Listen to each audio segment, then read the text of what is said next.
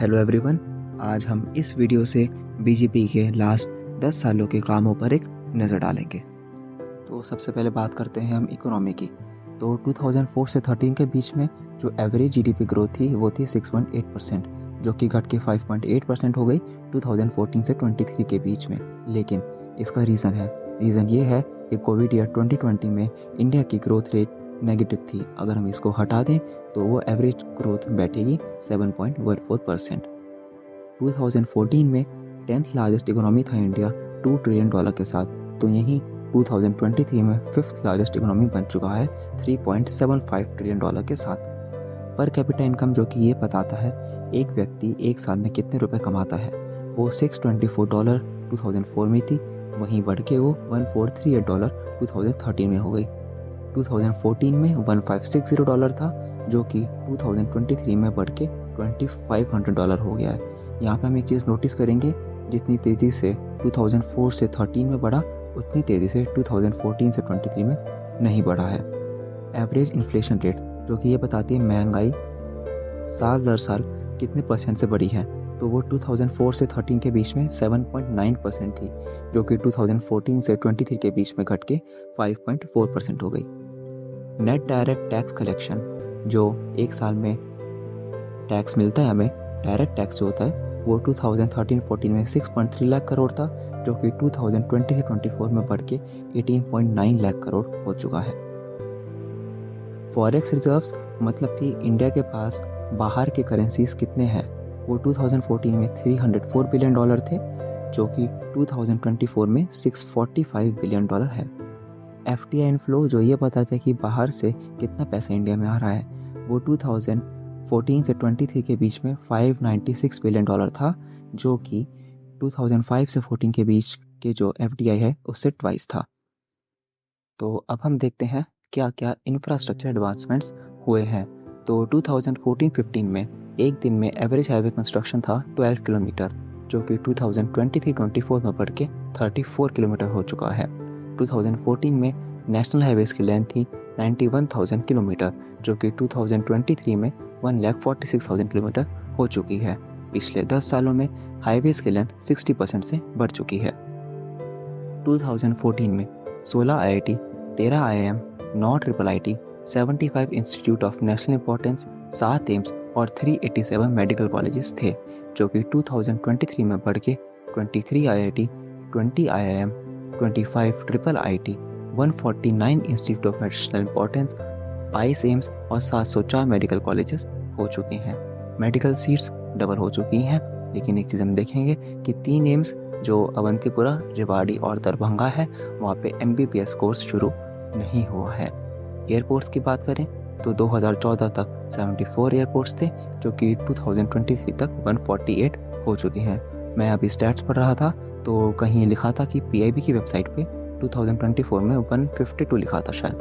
ठीक है, आगे बढ़ते हैं। कुछ इंफ्रास्ट्रक्चर मार्बल्स आपको पता होगा, Statue of Unity, Chenab bridge, Atal tunnel, Joshila tunnel, Atal Setu और भी बहुत सारे हैं। 100+ वंदे भारत ट्रेन्स, 1318 स्टेशंस जो कि रीडेवलपमेंट में मतलब उसमें पुनर्निर्माण का कार्य चल रहा है, और 61,508 किलोमीटर ब्रॉड गेज ट्रैक्स को इलेक्ट्रीफाई कर रहे हैं।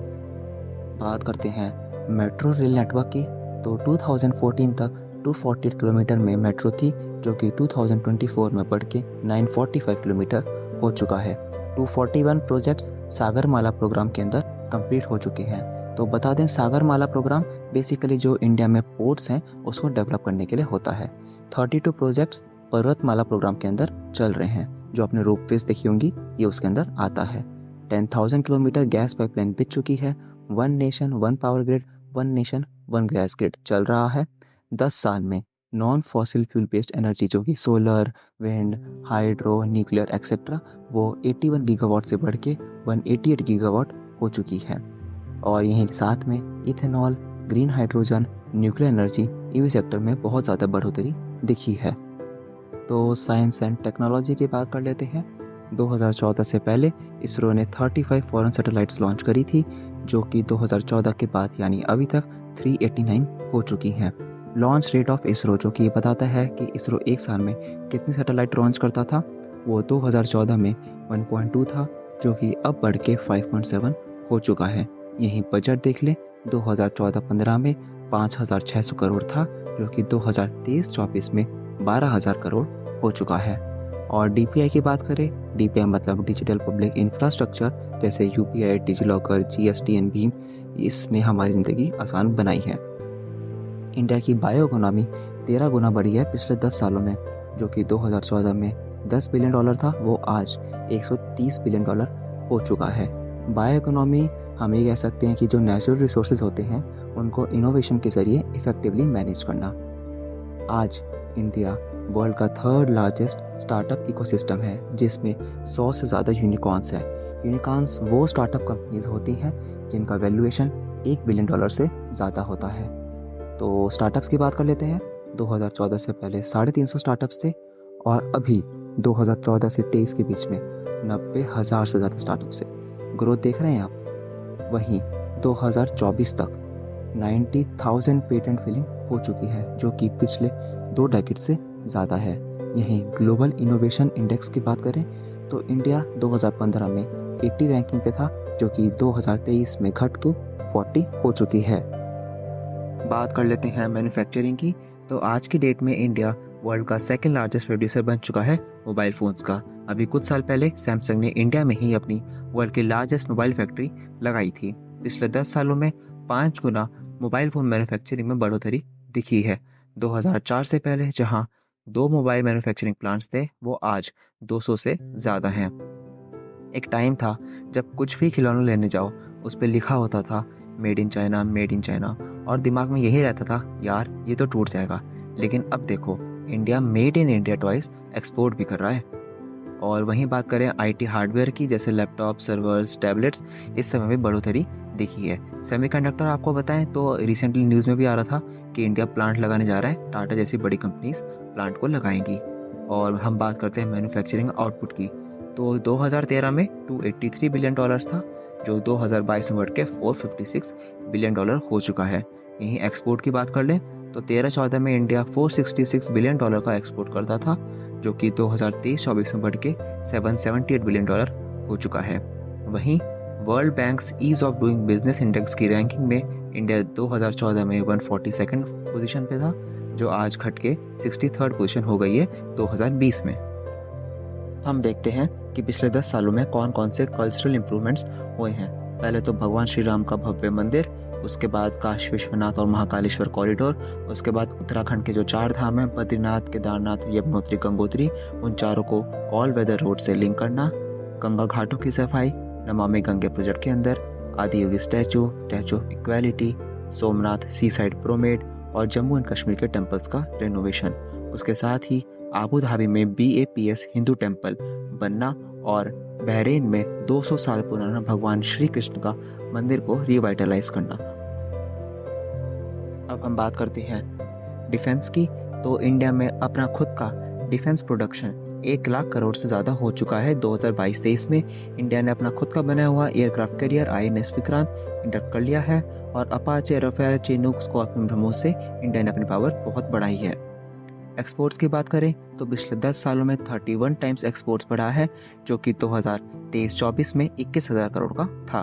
उरी सर्जिकल स्ट्राइक, पठान एयरकोर्ट स्ट्राइक से हमने पाकिस्तान को मुंह तोड़ जवाब दिया है। उसके साथ ही नेशनल वॉर मेमोरियल बना के सैनिकों का सम्मान व चीफ ऑफ डिफेंस स्टाफ का अपॉइंटमेंट पहली बार किया गया है। कुछ चेंजेस देखें तो अब आर्मी इमरजेंसी के दौरान स्पेयर पार्ट्स और एम्यूनिशन खुद खरीद सकती है। सर्विस हेडक्वार्टर को 300 करोड़ तक की परचेज अब खुद करने की अलाउंस है, और मिनिस्ट्री ऑफ डिफेंस को कैबिनेट से अप्रूवल नहीं चाहिए 2000 करोड़ तक की डिफेंस डील्स के लिए। आर्मी को फ्री हैंड दिया गया है टेररिस्ट से लड़ने के लिए, कि टेररिस्ट आपके 1 मारे तो आप उसके जगह 10 मारे। इससे हुआ क्या? इससे ये हुआ कि टेररिस्ट अटैक्स में बहुत ज़्यादा गिरावट देखने को मिली है, और साथ ही में गवर्नमेंट ने बॉर्डर के अलॉन्ग इंफ्रास्ट्रक्चर बिल्ड करने पर भी ध्यान दिया है, जिसमें ब्रिजेस, रोड्स और टनल्स इन्वॉल्व हैं। 1 रैंक 1 पेंशन के अंदर 20 लाख से ज़्यादा पेंशनर्स और उनके फैमिली मेम्बर्स को पेंशन दी गई है। डिपार्टमेंट ऑफ मिलिट्री अफेयर्स का फॉर्मेशन हुआ है, और साथ ही में डिफेंस इक्विपमेंट्स की मॉडर्नाइजेशन हुई है। हम ये देखते हैं कि सरकार जो स्कीम्स लेके आई है उससे कुछ फ़र्क पड़ा भी है या नहीं। तो सबसे पहले नीति आयोग की एक रिपोर्ट के मुताबिक 25 करोड़ लोगों को मल्टी डायमेंशनल पॉवर्टी से बाहर निकाला गया है पिछले 9 सालों में। मल्टी डायमेंशनल पॉवर्टी आसान शब्दों में समझे तो ये समझ लीजिए कि जब एक व्यक्ति के पास बहुत सारे डायमेंशन से पॉवर्टी आती है, मतलब उसके पास बिजली नहीं है, उसके पास रहने का घर नहीं है, पैसों की कमी है, पीने का पानी नहीं है इत्यादि। जब ये सब उसके ऊपर मंडराते हैं और उसके ऊपर पॉवर्टी आती है, उसको हम मल्टी डायमेंशनल पॉवर्टी कहते हैं। उसी के साथ पीएम आवास योजना के अंतर्गत 4 करोड़ घर दिए गए हैं। जल जीवन मिशन के अंतर्गत 14 करोड़ घरों तक पानी पहुंचाया गया है। पीएम जय के अंतर्गत 55 करोड़ लोगों को इंश्योरेंस के अंदर कवर किया गया है। पीएम किसान के अंतर्गत 11 करोड़ फार्मर्स को 2.5 लाख करोड़ से ज़्यादा की मदद की गई है। 28 करोड़ महिलाओं को बैंक अकाउंट का एक्सेस मिला है। वहीं 31 करोड़ मुद्रा लोन्स उनमें डिस्ट्रीब्यूट करे गए हैं। 1 करोड़ लखपति दीदी भी बनी है। लखपति दीदी वो लड़कियां होती हैं जिनकी सालाना आय 1 लाख बन चुकी है। 10 करोड़ से ज़्यादा एलपीजी कनेक्शंस उज्ज्वला योजना के अंतर्गत दिए गए हैं। 6 करोड़ जॉब्स 2014 से 19 के बीच में इंडिया की डिजिटल इकोनॉमी के अंतर्गत दी गई हैं। वहीं 80 करोड़ लोगों को मुफ्त में अनाज पीएम गरीब कल्याण अन्न योजना के अंतर्गत दिया गया है। रिसेंटली ये चल रहा है कि मोदी जी एक डिक्टेटर हैं, तो अब हम एक काम करते हैं। सबसे पहले ये देखते हैं कि डिक्टेटर कैसे होते थे। सबसे पहले माओ जेडोंग, ये चाइना के डिक्टेटर माने जाते हैं और ये एस्टिमेट लगाया गया है कि 55 से 70 मिलियन लोगों की मौत इनके राज में हुई है। पॉल पॉट, इनके राज में 2 मिलियन लोगों की मौत हुई है मास शूटिंग से। लियोपोल्ड II, इनके राज में 10 मिलियन डेथ्स हुई हैं। अब आप इस वीडियो को पॉज करके देख लीजिएगा कि इन्होंने क्या क्या किया है। फिर आते हैं जोसेफ स्टालिन, जिनके राज में 40 मिलियन डेथ हुई है। और बहुत ही फेमस एडोल्फ हिटलर, जिन्होंने बहुत से ज्यूस को मारा था। और भी डिक्टेटर्स हैं जैसे नॉर्थ कोरिया के Kim Jong Un, Saddam Hussain वगैरह वगैरह। ये तो हुए बाहर के डिक्टेटर्स। अब हम इंडिया के ही कुछ पास्ट इंसिडेंट्स की बात करते हैं। सबसे पहले आता है इंदिरा गांधी के द्वारा लगाई गई इमरजेंसी, जिसमें जबरन नसबंदी कराई गई थी, अपोजिशंस को जेल में डाल दिया गया था, प्रेस को सेंसर किया गया था और ह्यूमन राइट्स का वायलेशन हुआ था। इसी के साथ ये भी प्रश्न उठते हैं कि जयगढ़ के फोर्ट में जो खजाने मिला था उसका क्या हुआ, गायत्री देवी को टॉर्चर क्यों किया गया। खुशवंत सिंह तो यहाँ तक ये कहते हैं कि इंदिरा गांधी को उनसे खूबसूरत गायत्री देवी मंजूर नहीं थी और उन्होंने उनको पार्लियामेंट में बिच और ग्लास डोल भी कहा था। यदि आप चाहते हैं कि इमरजेंसी के बारे में एक डिटेल्ड वीडियो आए तो कमेंट सेक्शन में ज़रूर बताइएगा। 42nd अमेंडमेंट इंदिरा गांधी द्वारा जो लाया गया था उसको मिनी कॉन्स्टिट्यूशन भी कहते हैं और उसमें तो उन्होंने हाई कोर्ट और सुप्रीम कोर्ट की पावर को ही कम करने का फैसला बना लिया था। फिर एक आया था amendment to Waqf act 2013।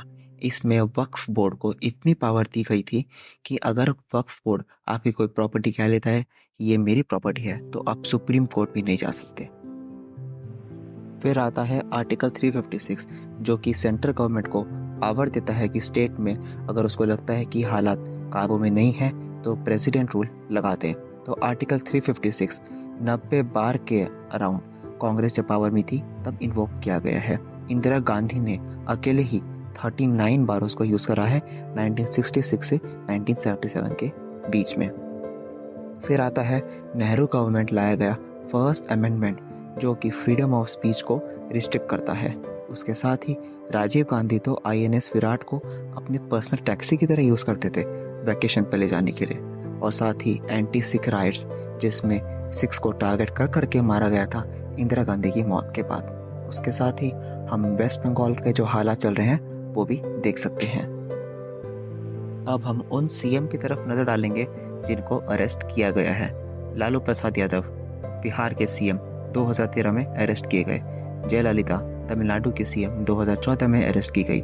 Om Prakash Chautala Haryana के CM 2013 में अरेस्ट किए गए। मधु कोटा झारखंड के CM 2009 में अरेस्ट किए गए। हेमंत सोरेन झारखंड के CM 2024 में अरेस्ट किए गए। अरविंद केजरीवाल दिल्ली के CM 2024 में अरेस्ट किए गए। चंद्रबाबू नायडू आंध्र प्रदेश के सीएम 2023 में अरेस्ट किए गए। हाँ, ये बात ज़रूर है कि अरविंद केजरीवाल पहले सिटिंग चीफ मिनिस्टर हैं जिनको अरेस्ट किया गया है। बाकी जितने भी चीफ मिनिस्टर्स थे वो उस टाइम पे चीफ मिनिस्टर नहीं थे या रिजिग्नेशन दे चुके थे। यहाँ तक बने रहने के लिए आपका बहुत बहुत आभार। ये टॉपिक ट्रेंडिंग में था तो मैंने भी सोचा इस पर एक वीडियो बनाई जाए। यहाँ पे जो भी फैक्ट्स मैंने यूज़ करे हैं वो ट्रस्टेड सोर्सेज से हैं और कुछ सोर्स मैंने पेजेस के कॉर्नर में डिफाइन भी करे हैं। तो मैं यही बोलूँगा, मोदी जी डिक्टेटर नहीं हैं। आप ऐसे किसी भी व्यक्ति की बातों में ना आए जो आपका ब्रेन वॉश कर रहे हैं। डिक्टेटर्स का मैंने आपको बताया है कि उन्होंने लोगों के साथ कैसा हश्र किया है। अगर आपको ये वीडियो पसंद आई है तो कमेंट में ज़रूर बताइए और ये भी बताइए कि आपको अगली वीडियो किस टॉपिक पे चाहिए। तब तक के लिए गुड बाय।